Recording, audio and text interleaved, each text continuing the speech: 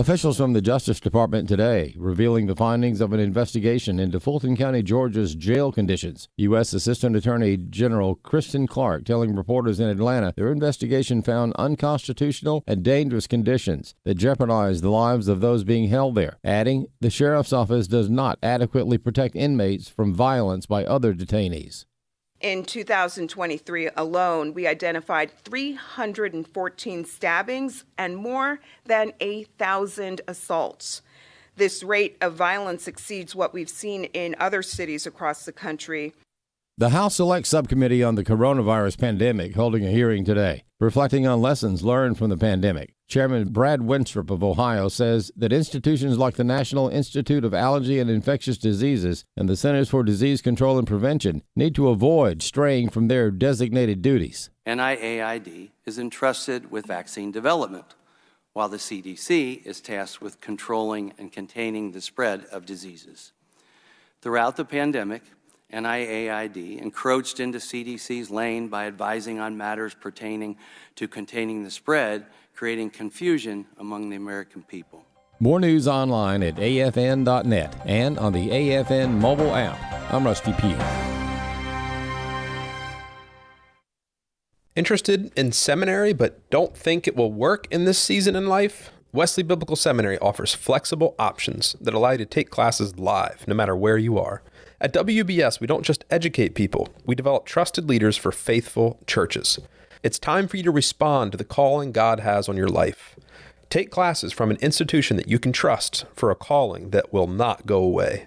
Learn more about your opportunities at wbs.edu. That's wbs.edu.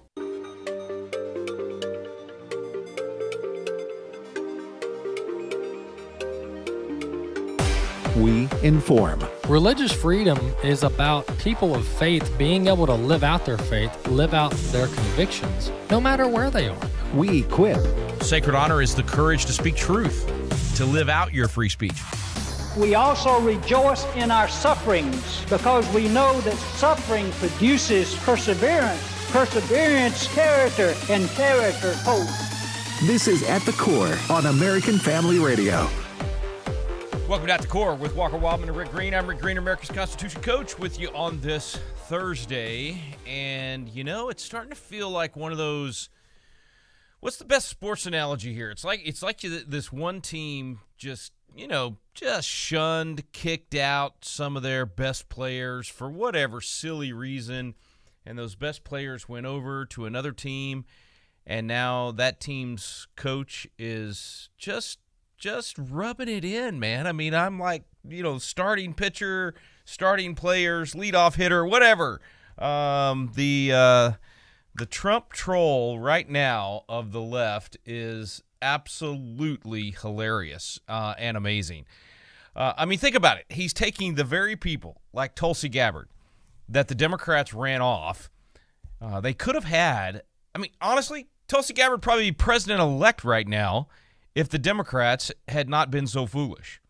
If Joe Biden had chosen Tulsi Gabbard as his running mate, if they'd actually made a choice for running mate based on merit instead of all the DEI didn't earn it requirements, then they would probably have her as the president-elect right now, getting ready, and she be the one choosing the administration right now. But because Democrats are foolish and because they choose these Marxist, ridiculous ideas that always fail, they ran her out of the party into the welcome, open arms of the Republicans and of Donald Trump.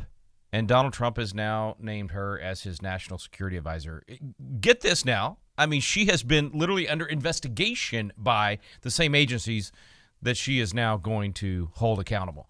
I just think that's hilarious. I think it's hilarious. I think it's powerful. I think it's poetic. I think it's a Mordecai moment. I mean, this is just so cool. And she's also, I mean, she's also brilliant and she's smart. She's beautiful. She's confident when she walks in the room. She doesn't need your approval.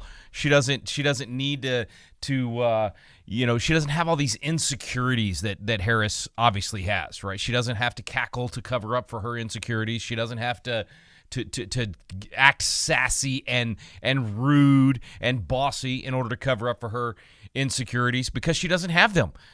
This is a woman that has been very successful in politics, in the military, and all of these different areas, and has managed to gracefully and in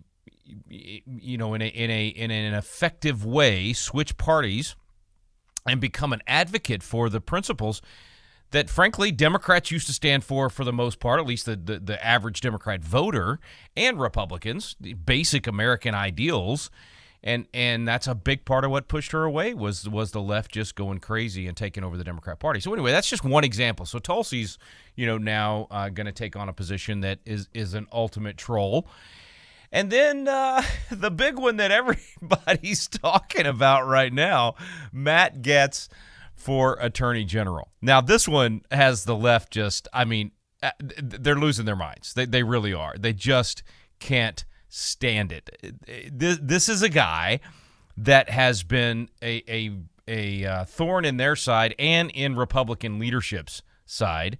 This is a guy that has had no problem taking on in committee hearings anyone, from FBI director to Merrick Garland to you name it, and then being willing to take on Kevin McCarthy and Republicans as well, and not care.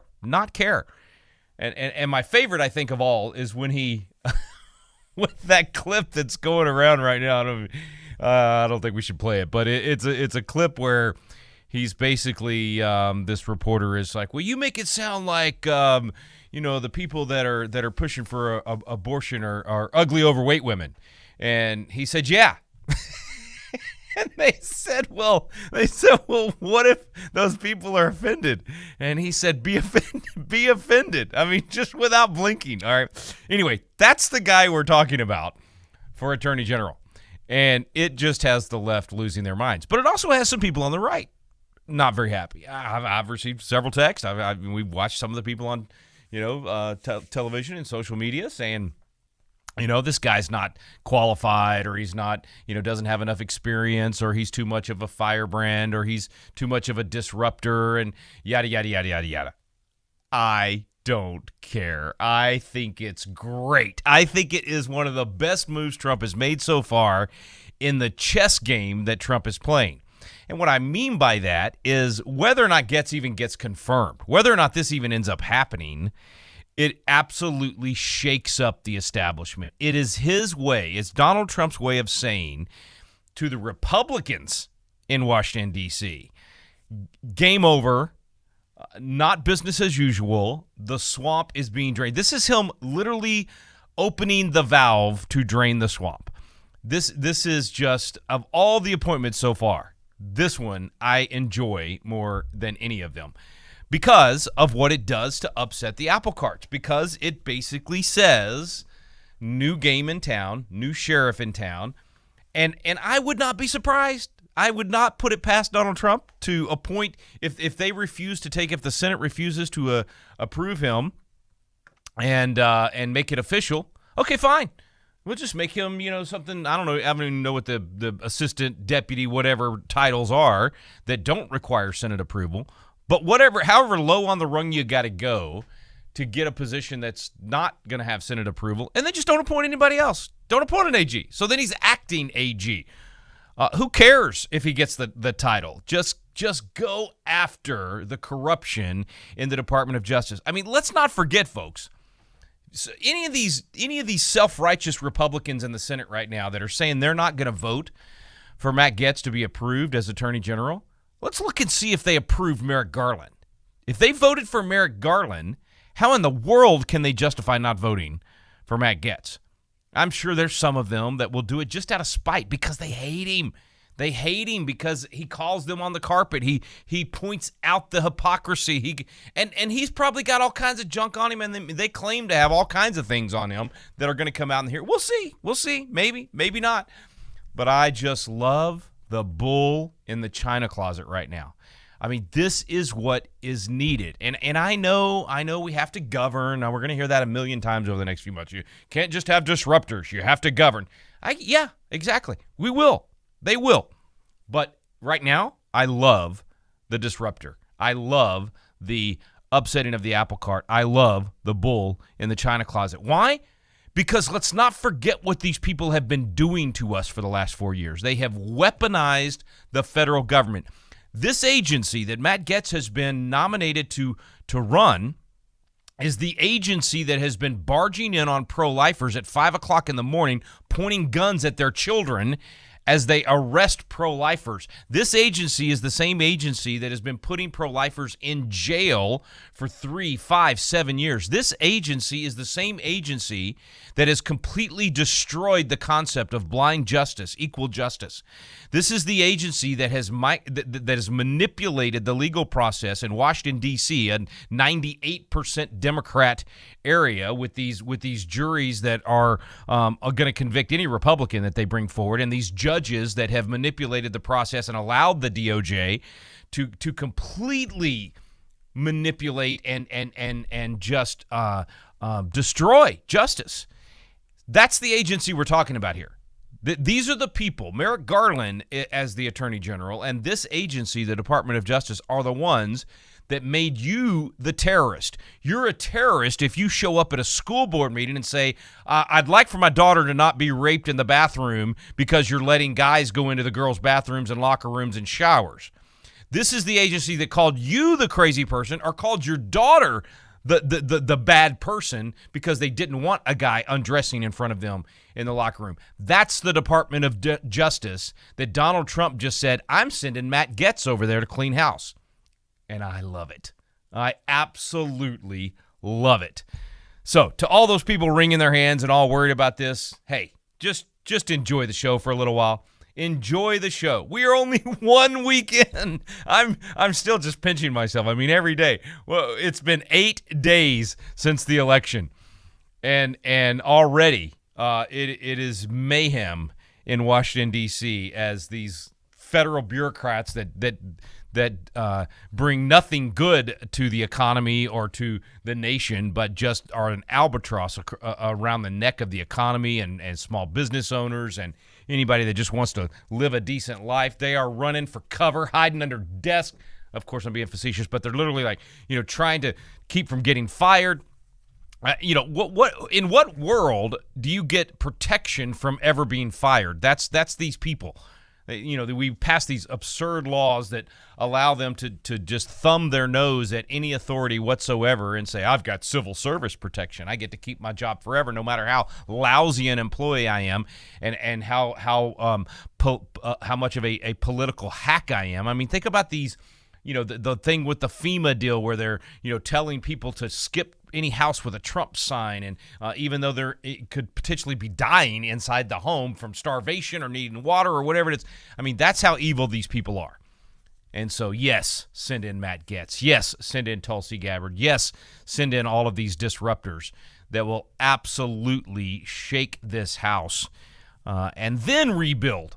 But you cannot let these people think for a minute that it's going to be business as usual, or that they're going to be able to weather the storm, that somehow they'll survive 2 years until the Democrats can hopefully get control of the House and at least then, slow down what Donald Trump's trying to do. No. You have to press the gas now, and you go full steam ahead on every front, and that's what they're doing. That's why I'm so excited, folks, because I've never seen a Republican administration or a Republican leadership of any kind at any level move like this. This is what we've always wanted. This is what I've always dreamed of seeing, is that Republicans would not just win an election, but they would turn around and absolutely use the power of what they've been elected to do and the position that they've been elected to fill actually use that power to move as fast as possible to take ground back, because that's what the left has done for 80 years in this country.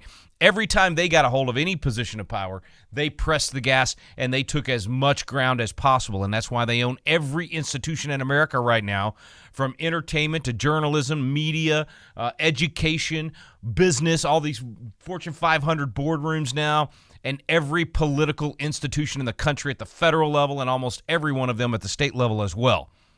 And now all of a sudden you have someone who they tried to assassinate twice, who they have tried to destroy financially, his reputation, everything that they've done to them has done nothing but radicalize him to finally do what should have been done every time Republicans won elections. But finally we have somebody that is willing to do it, and he's surrounding himself with warriors that will do the same thing. People like Tulsi Gabbard, people like Matt Gaetz, RFK, Elon Musk. It's absolutely remarkable. Tom Holman. I mean, this is folks. I mean, I'm sure there's plenty of things we could pick apart and complain about, and maybe you don't like a particular appointee that he's made, but I'm telling you, overall, this is incredible. Now, obviously, we have to get to the business of actually getting it done, and the Senate Majority Leadership position and election that happened yesterday. They chose Thune. Thankfully, they did not choose Cornyn. Cornyn would have been the worst choice they could make. And thankfully, and I have to make a correction from what I said Tuesday. I don't know if it's a correction, because I'm 99% sure I did see that Ted Cruz was going to support Thune, but he switched yesterday and came out, or I got bad information. But he made it very clear yesterday morning that he had supported Rick Scott 2 years ago, that he's been trying to overthrow McConnell for a while, and that he was absolutely supporting Rick Scott yesterday in the vote. So thank you, Ted Cruz, and I apologize if I got that information wrong on Tuesday and saying that you had come out for Thune.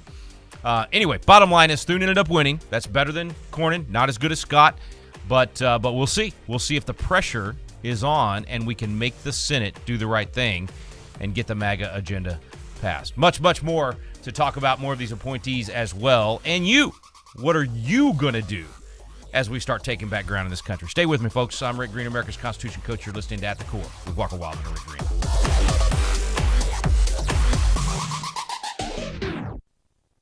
Then David said to Saul, I cannot go with these, for I have not tested them. So David put them off. My name is Abraham Hamilton III, and this is the Hamilton Minute. As David prepared to face Goliath, Saul tried to outfit David with Saul's personal armor. But David didn't have Saul's armor when he faced the lion or the bear. And David recognized that he didn't need the armor to slay Goliath.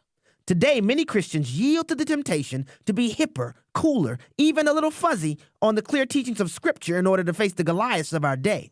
But Jesus said, if I be lifted up, I will draw all men.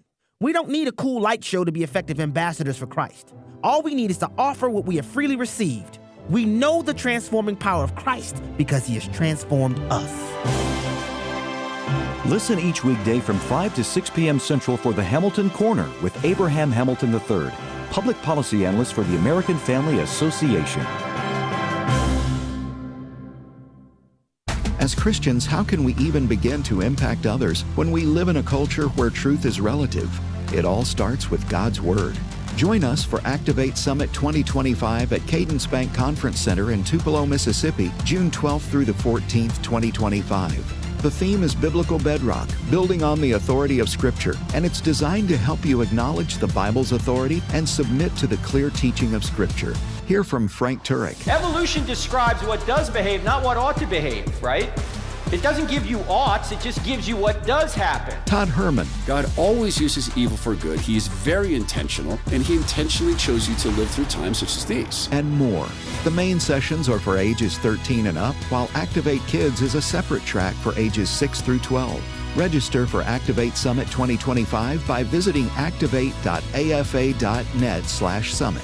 Enter code EARLYBIRD20 at checkout for 20% off tickets before January 1st. If you are 65 or older, you know this. Inflation is hitting everyone hard right now, especially when it comes to healthcare. Over the last 10 years, healthcare costs have skyrocketed by, get this, 230%. If you have Medicare Parts A and B, you know there are still out-of-pocket expenses like deductibles and co-payments, and they really add up. But here's some good news. MetaShare 65 Plus is designed to fill in those gaps and help protect you from rising healthcare costs. At only $99 per month up to age 75, you get peace of mind at a price you can afford. And MetaShare is trusted, too. It's been around 30 years. It's not some big impersonal thing. It's a community of people helping each other, business owners, pastors, retirees. People love it. MetaShare 65 Plus just makes sense. To learn more, give them a call. They're great to talk to. They'll offer to pray with you each time you call, too. Call now, 833-45-BIBLE. That's 833-45-BIBLE, 833-45-BIBLE. This is At the Core on American Family Radio with your host, Rick Green. Welcome back. Thanks for staying with us here at the Core with Walker Wildmon and Rick Green. I'm Rick Green, America's Constitution coach. Let's run down a few more of these nominees. I keep saying appointees, but they're actually just nominees at this point and not even officially nominees since he hasn't taken office yet. But lots of interesting ones in here, a lot of really good ones in here, some that make you scratch your head, but then when you really start thinking about it, you realize, man, this guy is definitely playing chess, not checkers. And I'm telling you, I'm more hopeful than I've ever been. But before I get to more appointments, the nominees, again, I'm messing that one up. Phone number is 888-589-8840 if you'd like to join me in this conversation, 888-589-8840. And how about Joe Biden? All smiles in his little meeting with Donald Trump yesterday. And again, I'm trying not to be giddy. Okay, I'm trying not to, but he was just all smiles, shaking hands, welcome back. Wait. This is the guy that's been calling Donald Trump, Hitler essentially, and how we're all Nazis and we're all just the worst thing, the threat to democracy and, all the nasty things that this guy has said over the last 4 years about Donald Trump. And now he's just happy-go-lucky, all smiles, welcoming Donald Trump back to the White House? Really? It just goes to show you, folks, these people have no soul. They are absolutely willing to say or do anything. There is no limit to their lies, and there is no limit to their fake, plastic, whatever it takes to be loved and to have power. That's what we're talking about here. That's Joe Biden, all right? And maybe just simply out of spite because he's so mad that they pushed him off the stage, tackled him and removed him, or maybe he really is just so far out to lunch that he's just smiling and shaking hands with whoever sits next to him. I don't think it's that bad. I think he is actually glad that Harris lost. I think he is actually glad that he essentially got to say to basically to the Democrats, hey, if you shouldn't have kicked me off the stage, I would have won. I was ahead in the polls. That's what he's going to at least think. Anyway, I had to laugh. I so enjoyed that very short little get-together reunion as they shook hands and smiled, and Joe Biden was just so jovial. But it just goes to show you, he never believed Donald Trump was a threat to America. He never believed that we were, that January 6th was the worst day since, Pearl Harbor and all of this. I mean, these people, I'm telling you, they just have no soul. They are willing to say or do anything. And that's why they must be defeated. They must be removed from office, and we must do the hard work to make sure they cannot fool the American people into their positions again. That means you have to start teaching yourself and your friends and your family and everyone within your circle what the principles of liberty actually are, how to articulate them, and how to recognize the lie. If you have truth, you'll recognize the lie, but you got to be saturated in truth. You got to be saturated in God's word. You got to be saturated in the application of God's word to the society in which you live, which is why we teach a course called Biblical Citizenship in Modern America. Biblical citizenship. So you're being a good steward, you're being a good citizen in the nation in which you live. You're doing it in a biblical way, but you have to understand the laws and the rules of the nation in which you are have been planted. And that's what we do at Patriot Academy. So make sure you go take one of those biblical citizenship classes and open your home and invite others over and teach it to them as well. But all right, let's get to some more of these nominees that the president has already rolled out in just 8 days. I'm still pinching myself. 8 days in, they were ready to hit the ground running. This is such a good sign that on January 20th, hopefully there will be a slew of immediate actions at literally 12:01. All right, 888-589-8840 if you want to call in. Of course, one of the ones that stands out or that people initially scratching their heads wondering what's going on here is Kristi Noem, governor of South Dakota, has been nominated to be the Secretary of Homeland Security. And by the way, when I say nominated, I love the way Trump is doing these announcements. You know, he's putting out these press releases essentially, or he's not even calling them that. He's just calling them statements. He's putting out these statements, and he's not saying, you know, I nominate so-and-so, I hope the Senate will approve them. He's saying so-and-so will serve as the next whatever. He is assuming the win. He is assuming the sale, if you will, for those of you that are in sales out there, and he is absolutely moving forward. And I think he'll find a way to do it. Now, he's already said that on the Senate Majority Leader thing, he wanted someone that would do recess appointments. I don't want to get too far in the weeds on this. I am not a fan of the recess appointments. I think that is uncool. I think Republicans and Democrats both have abused that over the last few decades. That the recess appointment clause in the Constitution was intended to be for when you had someone resign or die or not be able to do their job, and Congress wasn't going to be meeting for 6, 8, 9, 10 months, because they used to only meet for, you know, a few weeks a year, essentially, a couple of months maybe. And so if you had a position that was going to be vacant for months and months and months and months and months, then you could do a recess appointment. That makes sense. That's the proper function of that appointment process. I am not a fan of waiting till Congress leaves town for the weekend and then sneaking through appointments that you couldn't get approval for. So I'm just going to say that right up front. I'm not a fan of that.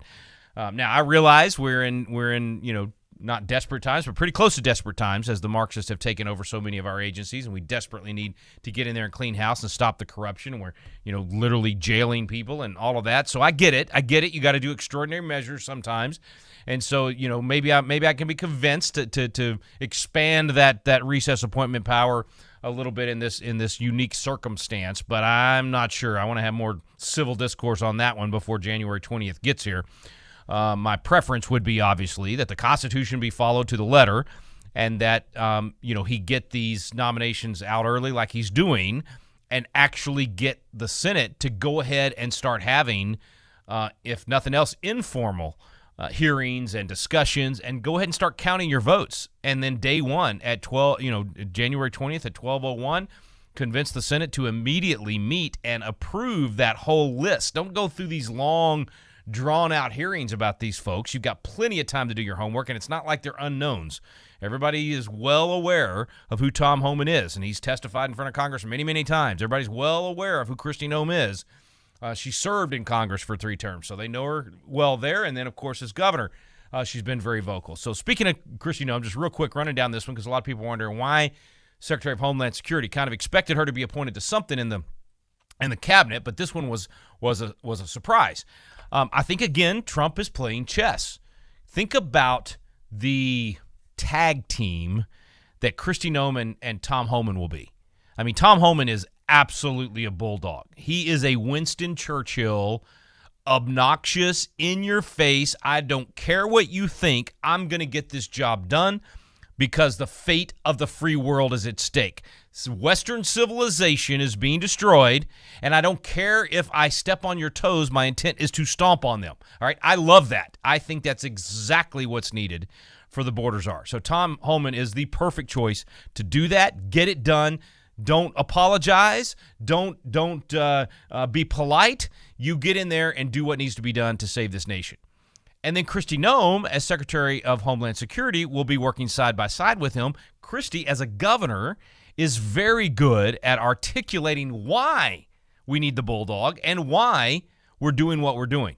And she'll be very good at going out there and explaining to the American people what's going on. And she's, you know, good manager. She's somebody that's done a good job as governor. She did a great job during COVID. She, you know, was the only one to not shut down. And I realized there was some wonderful legislative leaders in South Dakota that really helped make that happen. And some tell me that they actually made her do it, that she was wanting to shut down. Like, I don't know. I wasn't there. I've never talked to her about it, but it's certainly the perception was, and she was definitely the only one not to shut down. And clearly, had the big, what am I trying to say? The big rodeo event was the first sporting event in the country, big open event. I remember her riding in with the American flag and on her horse. It was just awesome. And then did the big July 4th celebration with President Trump. So anyway, I think she's just a great pick for what needs to be done and the ability to go out there and sell it to the American people, explain it to the press, and manage that agency. We'll see. On the other reasons, I'm not entirely sure. Okay, now a couple other ones, then we'll go to the phones. But Elon Musk and Vivek Ramaswamy are going to be co-heads of this DOGE, this Department of Government Efficiency. This is really exciting, folks. I'm not sure how it's going to work. I have the same questions you do about, what's the official title here, and official. It's not an actual agency. It's not, I kind of like the fact that they're not being put in the position of, say, Office of Budget and Management or something like that would normally kind of deal with these types of things. There's no box for them. I'm hoping that he gives them carte blanche. I'm hoping he says, hey, you go after any area of the federal government that you think you can make more efficient, and then you bring that plan back to me. Now, obviously, they can't go in and officially fire people or shut down an agency. What they do is they go in, they figure out what would be the best way to deal with that particular agency or situation, and then they make that recommendation to the president. I'm pretty sure that's how it's going to work. But then they would be the ones to go to Congress and testify in committee and say, here's why we think this will work. They'll lay out the plan, and both of them will be outstanding at that. Incredible. This is just dream team stuff right here. And so I think that piece is going to be beautiful. I think they can move very quickly.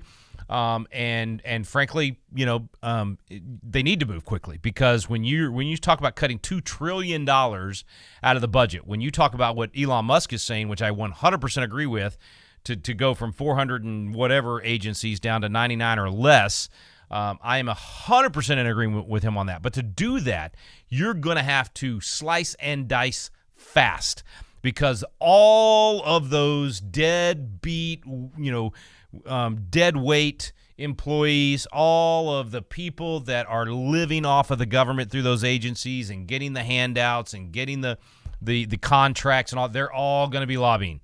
They're all paying off their friends in Congress right now. They're doing everything they can to keep those agencies alive and keep those positions. So they're going to have to move. Vivek and Elon are going to have to move extremely fast, and then President Trump and the leaders in the House and Senate are going to have to move very fast to actually make those kind of cuts. This will be unheard of in not only our lifetimes, really in American history, that these types of cuts have been made. Ronald Reagan failed at this. He wanted it. It was one of his big three. He already cut taxes, rebuild the military and patriotism, and cut spending, reduce the swamp, drain the swamp, reduce the federal bureaucracy. He didn't get any of that last one done. And we're talking about big changes here that I actually think can happen. I've been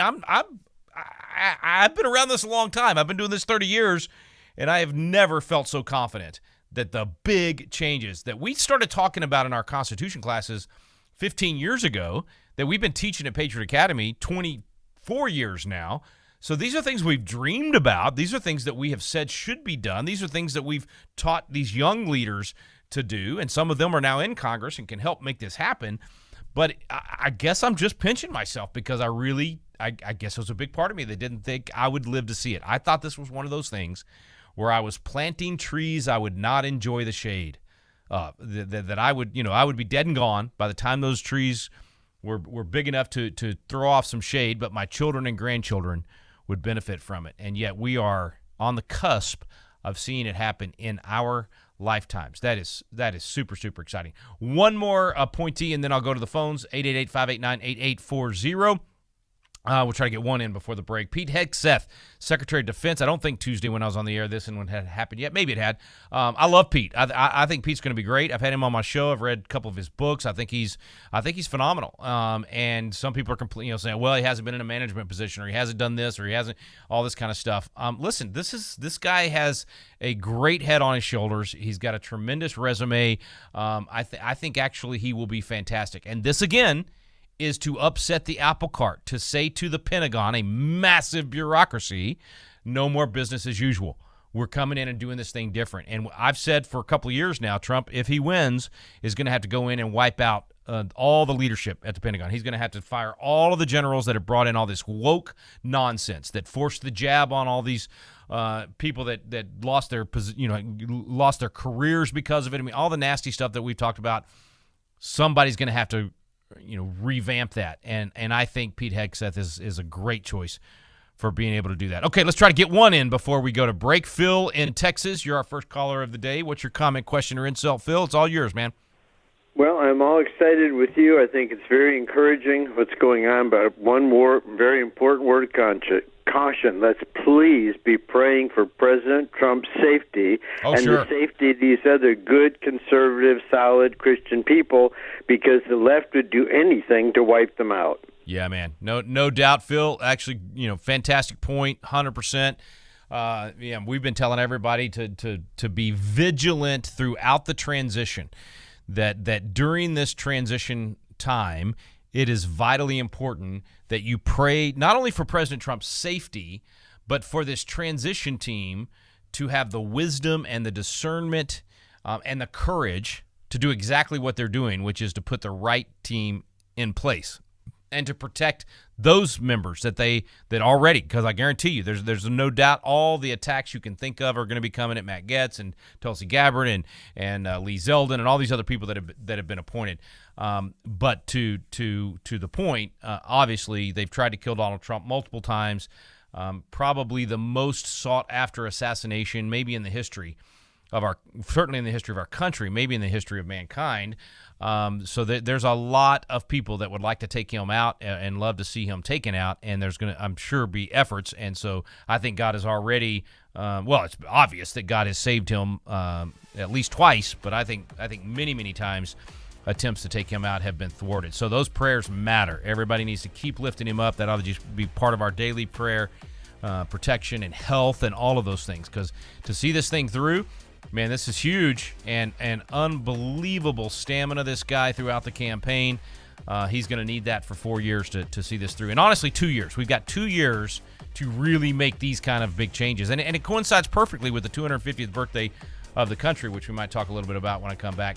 888-589-8840 is the phone number, 888-589-8840. You might have a thought on some of the nominees or just the big changes coming. And we'll have a lot more for you when we come back from the break. Stay with us. I'm Rick Green, America's Constitution Coach. You're listening at The Core with Walker Wildmon and Rick Green.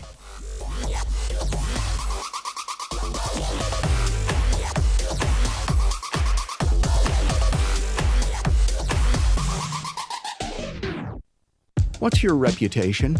Kind? Generous? Shy? Rick Robertson says it would be wonderful to have the reputation of being someone who did things that were right in God's eyes. Of course, our best example of that is Jesus. And in the article in The Stand called A Soul-Refreshing Rain, Rick helps us see how Jesus' attributes can change our daily lives. Visit afa.net/The Stand and read A Soul-Refreshing Rain today. afa.net/The Stand. The loss of a child through abortion, miscarriage, or stillbirth affects the emotional health of families. Feelings of anger, sadness, and regret can be overwhelming. There is hope and healing in the aftermath of a reproductive loss. Call the International Helpline at 866-482-LIFE to talk with someone who has been where you are and healed to help others. Your call is confidential. 866-482-LIFE. Hello, this is Edward Graham, and I've got a great idea for you this Christmas. Through Operation Christmas Child, you can share hope with a child in need. Fill a shoebox with toys, school supplies, and hygiene items. Add your picture and an encouraging note. We'll deliver your shoebox gift to a child alongside the greatest gift of all, the good news of Jesus Christ. Visit SamaritansPurse.org/OCC to get involved. That's SamaritansPurse.org/OCC. Send joy to a child in need with Operation Christmas Child. Simply pack a shoebox with fun toys, school supplies, and hygiene items. Then bring it to a drop-off location during National Collection Week, November 18th through the 25th. You can also build a shoebox online. And the best part is the good news of Jesus Christ is shared alongside your gift. And each child is given the opportunity to participate in a life-changing discipleship program. Visit SamaritansPurse.org/OCC to learn more. I'm Rick Scarborough, and this is my take. Question: when was the last time you shared your faith with someone? Pray for an opportunity to share your faith on a regular basis, and ask someone today, if you were to stand before God and He were to ask you, Why should I let you into my heaven? What would you say? Most will give some form of, I've tried to live a good life. But if good works could get you into heaven, heaven would be just like earth, filled with egomaniacs bragging about the house they built with their good works. But in heaven, everyone there will be bowing to Jesus and saying, I'm here because of him. Ephesians 2:8-9 says, For by grace are you saved through faith, and that not of yourselves. It is the gift of God, not of works, lest any man should boast. And what about you? Have you received the free gift of eternal life through Jesus Christ, our Lord? I'm Rick Scarborough, and that's my take. This is At the Core on American Family Radio with your host, Rick Green. Welcome back to At the Core with Walker Wildmon and Rick Green. I'm Rick Green, America's Constitution Coach, talking about the nominees from President Trump, just a slew of them already in just 8 days. I forgot to mention that the Republicans secured the House. Number 218, the number for a majority, was declared by AP at 10:30 last night. It was actually 7 or 8. I'm sorry, not before last. A little earlier by, was it Fox? I can't remember who the first one to call it was. Anyway, bottom line is the race that was called was Juan Ciscomani in Arizona, who happens to be a Patriot Academy grad. He was actually governor of Patriot Academy years ago and on our board, and just a great guy. He and his wife Laura actually started our regional Patriot Academies out in Arizona was the first one, and then Idaho. And anyway, just a fantastic guy, thrilled and just poetic that he's number 218 to secure the majority. So if you want to see more like that, and you want to see us, basically just, I think 10,000 candidates is the number to really turn America around. And so we're working hard to raise up citizens that want to go lead, citizens that want to be the catalyst for a restoration of biblical values and constitutional principles. And we've got a lot of great ways to do that, but one of the new ways, we are launching the Patriot Experience. And that is an opportunity to come in and essentially experience all the things that make a constitutional republic work. You get to be a legislator for a few days and in committee and on the House floor, and you get to learn how to identify legislation as being limited government or not. Does it protect individual liberties or not? Is it supportive of free enterprise and protect our timeless truths? Anyway, we teach you how to do all that, teach you how to testify in committee. But you actually live the life of a legislator for a couple of days and get good Constitution training. We teach communication skills, how to get up in front of the room and speak. I mean, all of that in the Patriot Experience. Plus, if you want to stay over and do a handgun defense class, you can do that while you're at our campus. But we're going to launch this December 10th, which is coming up pretty quick. So if you are interested in attending one of those, make sure you go to our website, patriotacademy.com, patriotacademy.com. and learn more. I started talking about that because I was thinking about Juan and all the other Patriot Academy grads that are serving. We got Elias Coop Gonzalez in West Virginia, won his re-election. He's only 22, 23 years old, number one conservative voting record in West Virginia, the 2 sessions that he's had so far. He was re-elected. We've got other legislators across the country, hundreds of school boards, city council, county commissioners, all that.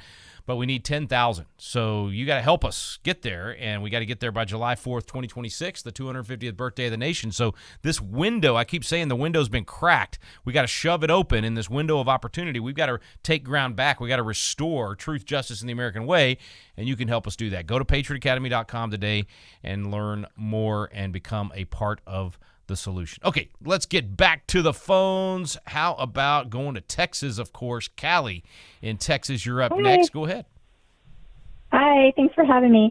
I did have a little concern about Kristi Noem's, potential nomination, just regarding the amount of land, not only in South Dakota, but other states that's owned by foreign governments. And I know there was a bill proposed earlier this year about foreign nations owning land, but do you think that she's going to do anything about the land that's already owned by our, China and North Korea and Russia and Venezuela? I don't know.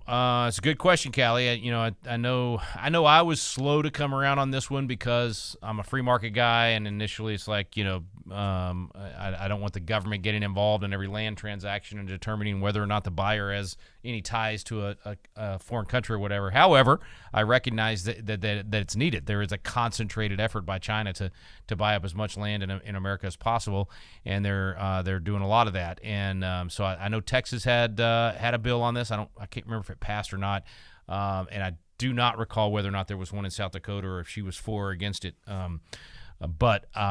Yeah, I think it's definitely should be on the radar. I don't know what her position is on it, but it's definitely, I think there's a heightened sense of awareness and more of a need to do something on that than even just 2 or 3 or 4 years ago. So yeah, I guess we'll see, but I'm not sure. I mean, do you know if her position is for or against? Well, I knew that Smithfield Farms owns a big pork, one of their processing plants is in South Dakota, but it's also in like 32 other places in the United States. And, I had heard on another AFR program that they said that she allowed, some Chinese investors and other investors to tour certain agricultural lands. I don't know, if that was true or not. I just had heard that. But I know she was for not having foreign countries own, land because for this past year with that bill that they had proposed. Yeah, so her stance as of this year is not to have them own our land, which would, we don't own land in Russia. We don't own land, other places. But it seems like America, we open a lot up for everybody. Yeah, I mean, it's. I don't think it's quite that cut and dry, honestly. I mean, I think we have to be careful because we do own land in other countries. I mean, we let individuals in America own land in other countries, and certainly individuals from other countries own land here. And you want to have as much of a free market as possible. It's when it gets to the point where it's literally a national security threat, and you literally have attempts to manipulate our food supply and those kind of things, which I think it is. So, in other words, I'm saying you're raising a very important issue. I think you're right to raise the issue. I think it is an issue. I just don't think it's as easy. I don't think it's as easy as saying just don't let anybody from any foreign entities own land in America, because that would be very difficult to do, and we wouldn't want to anyone from America to be prevented from owning land in other places. So I'm not sure what the perfect solution is, but I am absolutely for not allowing our food supply to be interrupted.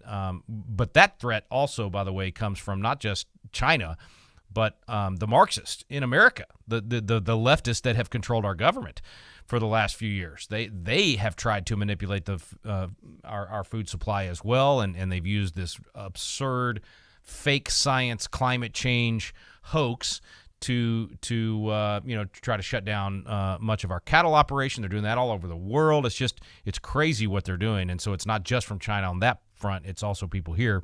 So we just got to use some common sense and certainly get back to those basic principles of liberty, which is why I hesitate to say absolutely don't let anybody from China own land. I think we got to be a little bit more careful about it, but absolutely something should be done. I hate to dance around on that, but it's because I don't know what the right balance is there. I think that needs to be hotly debated. Civil discourse will get us to the right balance, and there'll be a perfect solution. Not perfect, but there will be a good solution.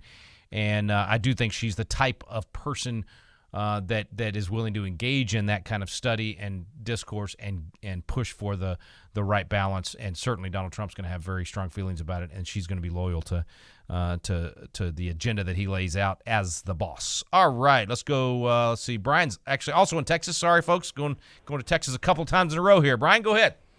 Yeah, thanks. Hey, I just wanted to say the point. You may have already talked about it, but it's the negativity of the loyalty comments that they keep saying all over the news that Donald Trump is only picking people that are loyal. And I go back to that and I think, okay, number one, when you get married, I mean, don't you want someone that's loyal that's going to stay with you? It's a good right. thing. Loyalty is a bad thing. Loyalty is a good thing.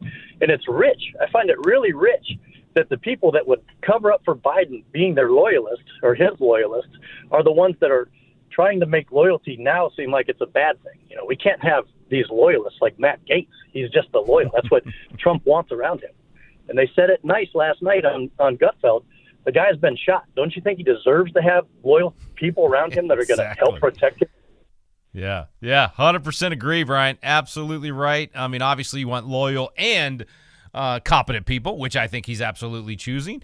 And I think Donald Trump learned his lesson in the first term when he ended up with a bunch of people that undermined his agenda, that actually stabbed him in the back and didn't help him accomplish what he ran for, but actually undermined those things. And there was so many of those in his cabinet last time, and I just don't think he's going to make that mistake this time. And that's why the loyalty thing is a major factor. And I completely agree with you. I think it's a good thing, not a bad thing. All right, let's head over to Louisiana. Buddy, you're up next, man. You got it. Go ahead. Hey, I had a first for our president and for our president-elect, and praying for his safety, of course, and I'm very excited about all the agenda, but I'm praying also for his heart, that this unbridled, unchecked power that he now has because of all of the House and the Senate and the Supreme Court, that it won't turn into unbridled rage, and that it will be that he'll keep his calm agenda and not be vindictive. Yeah, I think that's a good thing to pray for, man. I think there's no doubt. I mean, for any elected official, anybody in any position of power, even the lowest level, local bureaucrat or local mayor or whatever, all the way up to president. And in his case, I mean, look, the guy is definitely a bit narcissistic. Everything revolves around Trump, and everything is from Trump's perspective. But that was Winston Churchill as well, and a lot of other leaders in history that were actually very effective. So, let's definitely pray for him to his heart to stay right. I think one of the good things is we do have a good system of checks and balances, and you can bet that those other branches will be pushing back if he were to do what you're talking about. So I think there are a lot of good signs right now that you're concerned would not happen, but absolutely we need to pray that it doesn't. And by the way, one other thing back on this whole thing about loyalty and some of these appointees. Let's not forget that JFK, a Democrat, appointed his own brother, who was only 35 years old, to Attorney General of the United States. 35 years old, Robert F. Kennedy appointed to be Attorney General and his chief advisor and right there with him all the way up to the assassination of JFK. Turned out to be a good appointment. I thought he did. You look back at some of the things that they accomplished together and how they dealt with the Cuban Missile Crisis and lots of other things. I mean, the loyalty factor was important and it paid off. And I think Donald Trump's thinking about that as well. Okay, let's go back to Texas. Jerry in Texas, you're up next. I just want to say that the sweet irony is not lost on me that the current president, senile Joe Biden, had to certify President Trump in his first election, and now when it comes to certifying the next election in January, not only is it the current vice president, but it was the person that he beat out for office will have to open every one of those electoral counts and certify him as the next president. I hope the irony's not lost on others, but I love it. I'll let you go on that. I love it, Jerry. Absolutely, man. It's we'll see if she has as big a smile on her face as President Biden did yesterday when they met. I don't think so, but maybe. We'll see what happens. Okay, let's head over to Mississippi. Scott in Mississippi, you're up next. Hey, Rick, love your show, man. I wanted to say, first of all, that your giddiness is just oozing through the radio speakers, and I'm right there with you, brother. Thank you, man. Secondly, I just wanted to say, and I got this from Tony Perkins. I heard him preach a sermon one time, and he said this. He said, how do you know, and he's talking about the deep swamp, how do you know which pig in the pig pen it was hit by the rock when you throw it in there? And it's by the one that you hear squealing. So I say that to say this. Watch these nominations, and when they're up for confirmation, watch these rhinos and how they vote. That's going to be a telltale sign of who's who. And I think that, and they need to be held accountable during this whole process. And that's what we need to have a spotlight on these people, because now is the time that we need to do what Trump was elected to do, and we all need to support him and pray for him. And anyway, that's really all I have to say, and I appreciate it. No, Scott, good call, man. Good call on all points. Absolutely agree. And, that's another thing to keep in mind, folks, is as you're praying for the transition team, as you're praying for President Trump and all the people that are, frankly, going to be moving to Washington, D.C. to do this. And I mentioned Tuesday, it's a big sacrifice to go work for this 4-year period or 2-year period or whatever they've agreed to do as they get hired and they get appointed and they go through this transition and get there. And it's a toll on the families. And so I encourage you to pray for all of the people that are right now making big changes in their life to go serve our nation and to turn this thing around. And I understand that a lot of people that do that, it's an ego thing, and they just want to be close to power, and they want to be in the seat of power and all that. That's totally true, Republican, Democrat alike.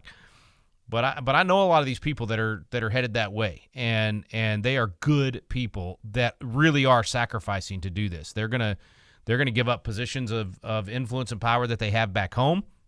They're going to spend time away from their family. They're gonna put themselves in the limelight and in the target zone, and they're doing it to save our country. So I just think it's important for us to keep in mind the families that are going to bear the burden, all of the individuals that are going to take on these positions, and let's just pray that their marriages will be protected. That their children that are, probably many of them at that age where it'd be a lot better if mom and dad both were around a lot more. And it's just part of this situation. We're at war. And if your dad was going off to war in World War II for a couple of years, it wouldn't be good for the family, but it would be necessary to save the nation. And that's what's happening with a lot of these folks that are going. And so please keep them in mind, pray for them, and keep praying for our country. I'm Rick Green. Thanks so much for listening today. You've been listening to At the Core with Walker Wildmon and Rick Green.